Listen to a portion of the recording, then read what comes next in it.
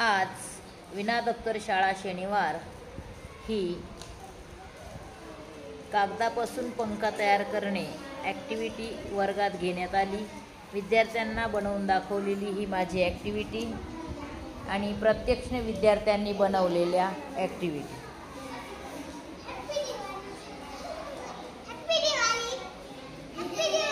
हे कशासाठी बनवतात? आता गणपती येतात, लक्ष्मी येतात, आहे की नाही? मग तुम्ही डेकोरेशन करू शकता की नाही तुमच्या गणपतीचं, लक्ष्म्यांचं, सणाचं।